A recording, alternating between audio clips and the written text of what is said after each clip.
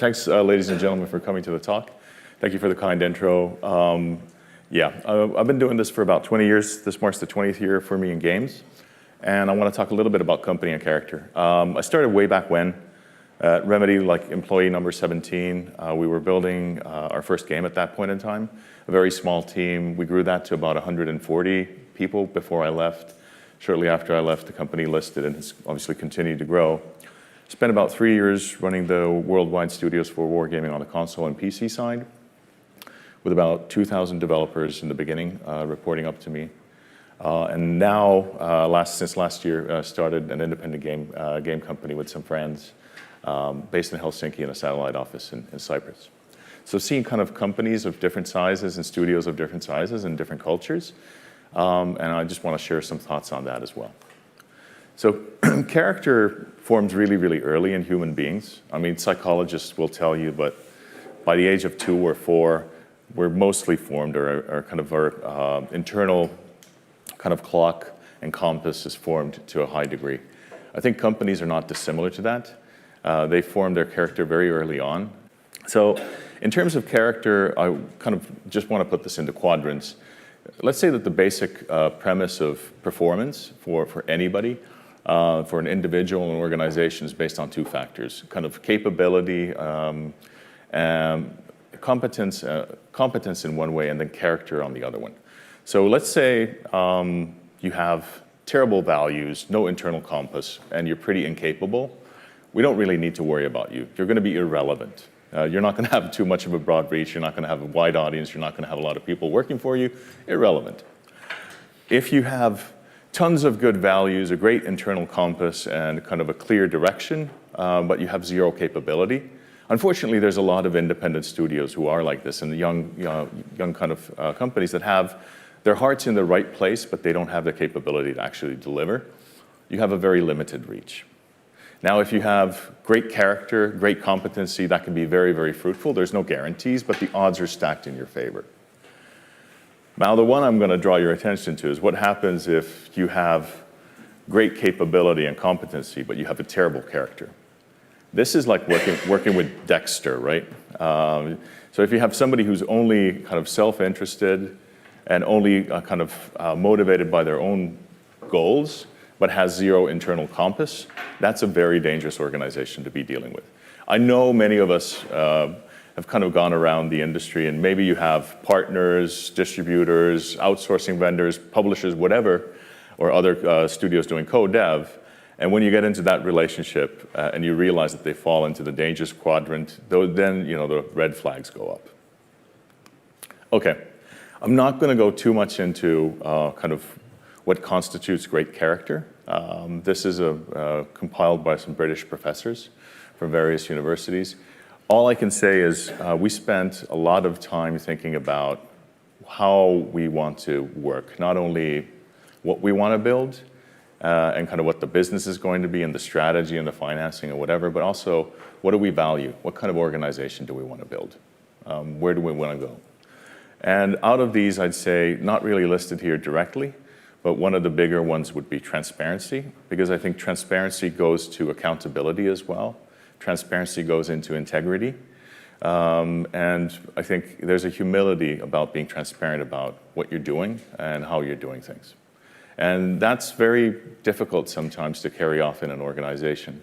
But if you start with full transparency early on, it becomes the norm, and you kind of form that into one of the core pillars of your studio. Now, we all know, I mean, this is Peter Drucker, right? Culture eats strategy for breakfast. I would rather take a mediocre business idea with some great character, some great culture from the organization, than a great business idea if you have a terrible culture, a terrible character. The chances of succeeding with the wrong culture and the wrong character in the organization are very, very low. Like, you can have the best laid plan, but if the organization doesn't fundamentally have the right temperance for it, it will fail. Now, in Good to Great, they talk more and more about this as well. I had to call this out. I mean, they basically see one of the core things being that the employees have responsibilities, not jobs, in great organizations. And they meld that with an ethic of entrepreneurship. And what they call and alchemy resulting in superior performance. That's quite a mouthful, but I thought it's quite nicely put. Now, one of the key things is, what do the founders want from the get-go? And this, like, if you look at any larger organization today and you look at how they were founded, what their roots are, and where they started off, often this dictates the direction of the organization on the longer term. Yes, culture evolves. Yes, the character evolves, and successes reinforce some kind of behavior. Failures discourage other kinds of behavior. But ultimately, what do the founders want is a key question in the beginning. Now, culture itself and character is very tacit. It's deep and it's stable. It doesn't really change that much. The difficult thing about culture in an organization is it's just the way things are done, and people don't really even notice it themselves inside the organization. It's kind of like fish in water. It's very difficult to ask the fish about the water. But when you visit an organization from the outside, or maybe you're marginalized, you come from a different location, a different team, whatever, and you see how people interact and what they take as a given, you will actually start to notice much more than the people inside that. And sometimes you're going like, this is really screwed, or that's awesome, they're working like this. Now, we can put a lot of the kind of personal value judgments aside, but what we really shouldn't put aside is, if you look at kind of the culture of an organization, is it internally functional? Do they communicate and work and collaborate in a way that's effective? And is it externally effective? Is it fit for the market? Is it adequate for what they want to achieve? Some cultures are great in some industries, in some fields, in some points in time, but they become outdated or no longer work because the environment changes. We're going to talk a little bit about culture change and so forth as well. Now, obviously, culture evolves with the age, size, and complexity of the organization. There is a certain life cycle, and sheer size will mean at some point subcultures become much more important. Now, the complexity of any organism needs to reflect the complexity of the ecosystem. This is basic Darwinism. Applies to, amoeba, to primates, and to organizations as well. If you have a very complex environment and you have a complex function, then your organization, by its very necessity, will also be complex. So one of the kind of things like I've come to kind of resign myself to is, when an organization grows large enough, it inevitably becomes a matrix. So let's take hypothetically super quickly. Let's say we have a studio in Chicago building World of Tanks for the consoles, and it's obviously a development studio. What takes predominance? Is it the North American market? So the North American GM is deciding how things are run? Is it development, the kind of the function of what they're doing? Or is it perhaps console, the platform, or whatever? And you'll have these different dynamics in that equation that all need to be accounted for, and they can't all be equal. Or should it be the product, World of Tanks itself, worldwide, harmonized, and so forth? So you'll need to have to kind of take that into account as the organization gets more complex. Obviously, there's much more complexity than that, but just the very fundamental level of looking at those different dimensions and having to deal with that is a thing to kind of consider. Okay, about a decade ago, I was in LA, one of these glorious offices with marble, designer furniture from Corbusier, really nice couches, and all the pleasant, famous, successful people with LA teeth, like super white and very, very successful. And then nature called, so I had to go to the bathroom. And to my surprise, the toilets looked like the Red Hot Chili Peppers were on tour. What people do when nobody's looking tells you a lot about the culture. And I'm not saying that the toilet test is a scientifically accurate way of assessing organizational health, but since that day, for the last decade, I have to confess I'm a little bit of a voyeur. Even if nature doesn't call, I want to see the toilets in a partner's organization. Just saying. Okay, so there's a more scientific way of looking at this. So I'm going to talk a little bit about that. And obviously, this is Johnson & Scholes on the cultural web. So what are the kinds of stories that people tell at your company and at other companies? Are they stories of, we did this, this, and this, overcame something, then succeeded? There's usually a narrative to that, what gets passed on from older employees to younger employees. Or is it a gene of well, I'd call it the loser gene. We did this, this, and this, and then we failed. It wasn't our fault because, the partner failed, publishing failed, marketing failed, the press didn't understand us, timing was wrong. What kind of stories are told in your studio? And that kind of says a lot about your culture as well. What are kind of the myths that get moved on? Sometimes they're just funny anecdotes about people, but they also say something about the organization. Symbols, true story. I started at Wargaming August, like 4 years ago. And in September, we were due to move into this big skyscraper. Well, skyscraper in terms of Cyprus wouldn't really stand out in many other cities. And I get to my floor, and they're just putting the paint onto the walls. And what we essentially had was you had this glorious view around the entire city. And what people had done was everybody wanted their own individual office. So there was basically like a really, really narrow corridor where if you have two guys like me, we're doing the awkward move like that, and then all these small individual offices. Now, the brave and smart thing to do would have been just to blow up the entire walls as they're building them, but I was kind of shy and trying to be polite, so I forced them to just make windows. So it kind of looked a little bit like Papers, Please, because everybody had like their own window, but at least you could see people, whether they're in, are they on a call, are they busy, you could kind of say hello. But those offices had become symbols of power. So if you're an executive, you need your own office, which resulted in this ridiculous layout. So anyway, rituals, routines, won't talk too much about it. Once worked with a North American partner, and my counterpart at their end was constantly in meetings, and we looked at his calendar together, and he had fixed meetings for the entire week of 38 hours. 38 hours of fixed meetings. That's not the ad hoc stuff that he gets called into otherwise. But those meetings were necessary for him to kind of maintain his stature in the organization of being part of some decisions. Now, I can tell you not a lot of real productive work happens if you have 38 hours of fixed meetings. Pretty much need to do your work in the morning and in the evening, and then do your email at the meeting. Anyway, power structures, we all know this for there's the official power structure, and then there's the real power structure in an organization. And sometimes those are actually beneficial. Sometimes meritocracy should actually take predominance over a hierarchy. That's perfectly fine. Now, organizational structure, there's a trend, and this is one of my pet peeves. Like, people are super proud about how flat their organization is. The 2-3 people then on top of that flat organization become the bottlenecks. And just, if you had, just by way of example, let's say you have a company, you have the CEO, and then probably there's a game project, so you have an executive producer, a game director, depending on how you call those titles. And then you have art, so you probably have an art director reporting to him. And let's say you have characters, so you're going to have a lead character artist probably reporting to the art director. And then if you hire a character artist, that probably should report into the lead character artist. Now, you already have 5 layers in this organization. Is it broken? No. To cut those lines and try to make it something different, it doesn't really work. So so just saying that, next time somebody boasts about how flat their organization is, go look for the bottlenecks there. So it's having fun, right? Okay, controls. Personal favorite throughout the years, and see this everywhere.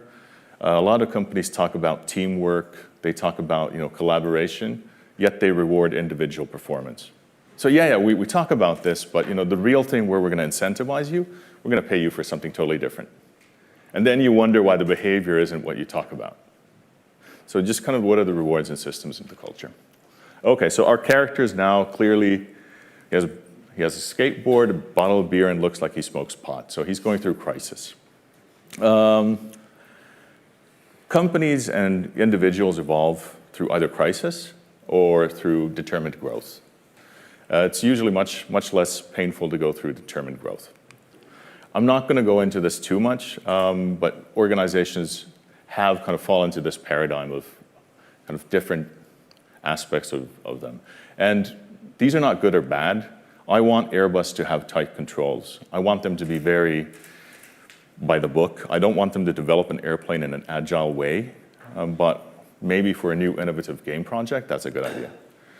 The scary thing about rules, I worked in a company that had rules about spitting into the sink and blowing your nose and that being forbidden, laminated signs. And some of our companies have rules that are kind of fall into that same category. Okay. Going through a major shirt crisis here in his 30s. Just very quickly, want to say that one of the things that people don't discount is integrity. Integrity is not overrated. So if companies say one thing and behave in a different way, that usually ends up with problems, one way or the other.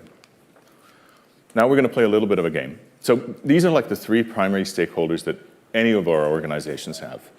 It's our teams, our employees, it's our audience, our gamers, and it's our shareholders. Now, these can be in whatever order you want, but you just need to be very, very clear about that. Don't tell everybody that it's all about the gamers, and you just want to make sure that your shareholders are happy. Don't tell the team it's all about them, and then fire half of them once the project goes out so that you can get somebody who's cheaper to come in. So we're going to play a little bit of a game. Those of you who have a smartphone and a Twitter account, there's a little bit of a poll. Don't worry, it's anonymous. Nobody will see what you voted for. But do you know what your company kind of puts first out of these three stakeholders? Go to Twitter at Red Hill Games, and let's see how kind of this pans out. Different geographies and different groups turn out pretty differently. I've been doing this now for a little bit. Just it's something I'm interested in. Anyway, it's about the small things. Seeing executives who actually clean up after themselves, who wash their coffee cups, behave. That sends an egalitarian message. And people who leave you at an airport and drive off with their personal limo when it's raining and do that sends a very different kind of message. Seeing both.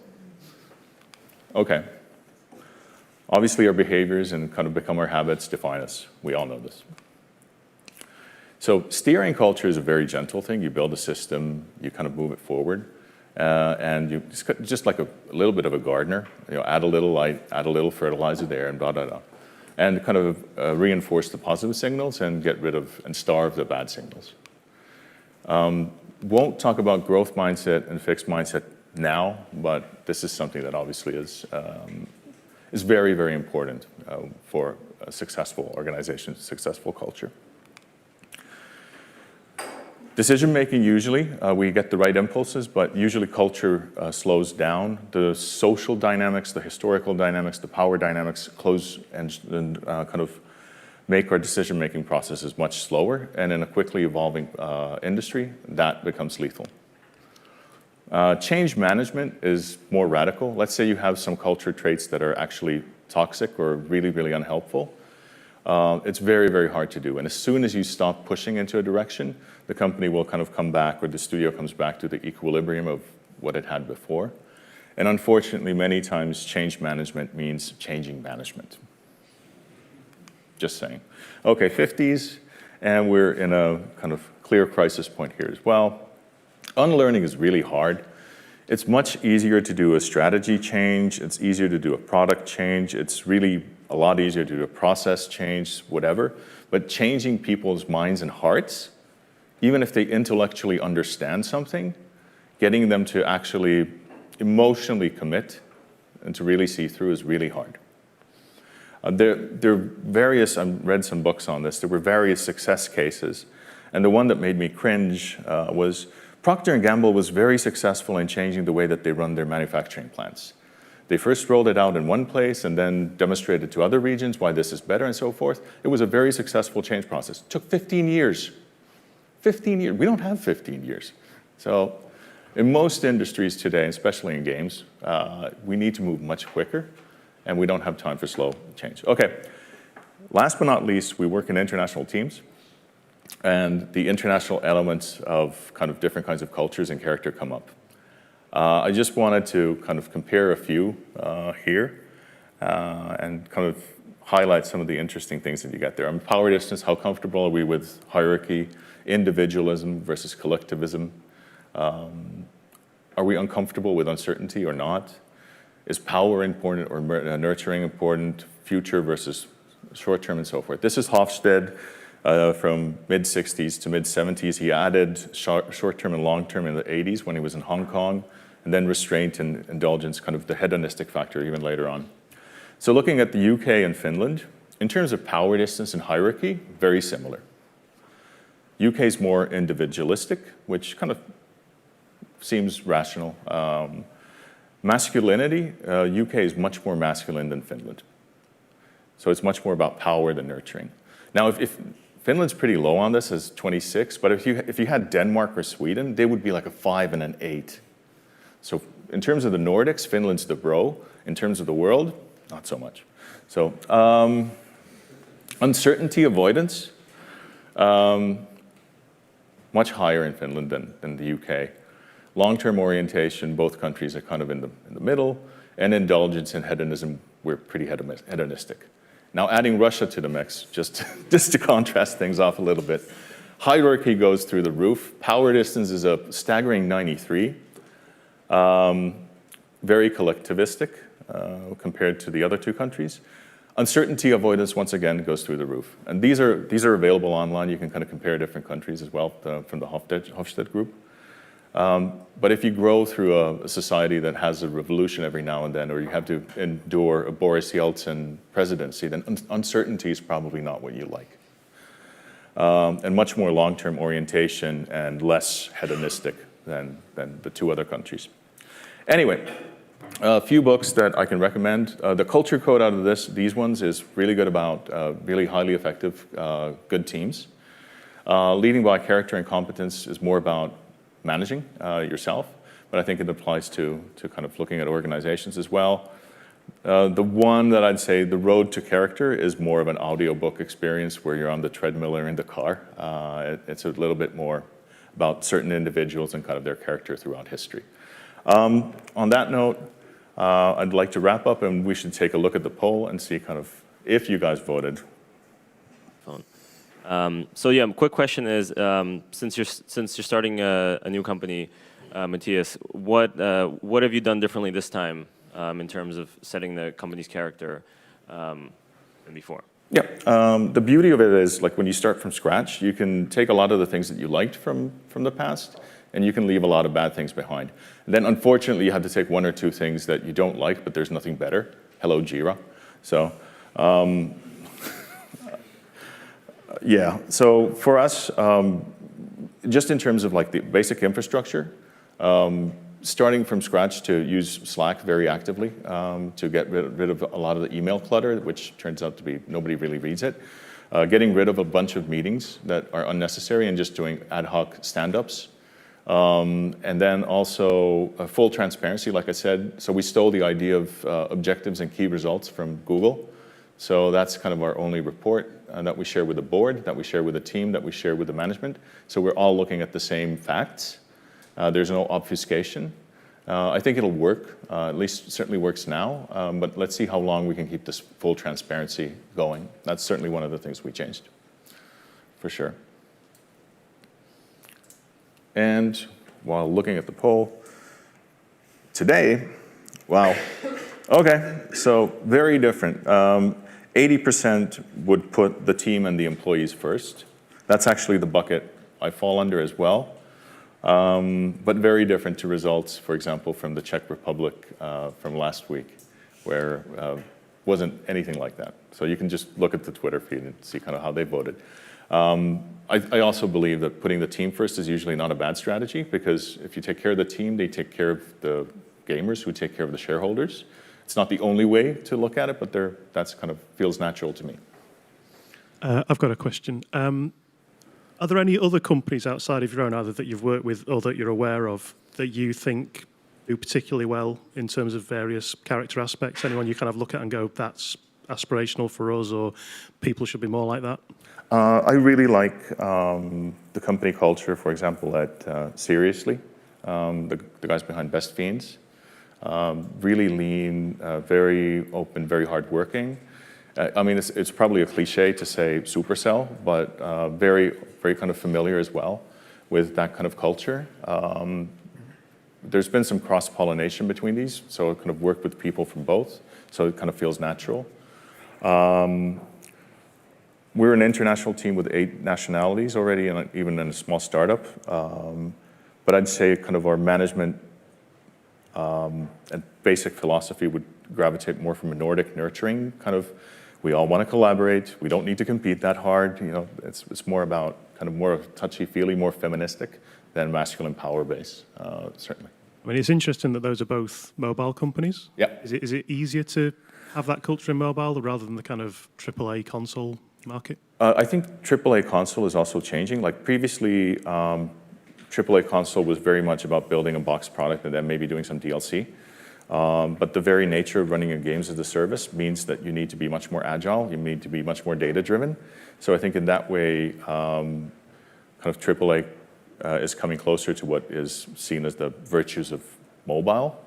But certainly, if you're running a very, very large project with hundreds of people and maybe tens, if not hundreds of millions behind it, it's very much a logistics operation of moving divisions and, you know, making sure that there's enough, you know, fuel and whatever really pre-planned versus a team of commandos doing something very quickly. Very different problems, but I think these things are converging. Have you come across situations when you felt yourself changed, but as you say, like the culture that you instilled in the organization is, you know, organically the same from your previous personality, kind of, you know? So you change, but the organization is the same. How do you change the organization, you know? Because you mentioned, okay, you can change the management when there is a discrepancy, but if you changed, what do you do, you know? So I would go back to seeing, is the current company's culture, does it fit the two criteria? Is it internally kind of effective and does it fit into the market? If it fills those both criteria, then you should probably, like if it's effective internally and externally, then you don't change it because you feel like it. Then if you're not okay, then you go and find somebody else to do it. Because a company's DNA and character is very strong. It's not something you take on frivolously. I mean, this is like major surgery. We're doing, you know, opening up the rib cage and stuff. You don't do that for shits and giggles. Yeah, I'd say don't change it unless you need to. Really, really need to. All right, guys, that's the time we have. Thank you. This is a really interesting topic. Thank you.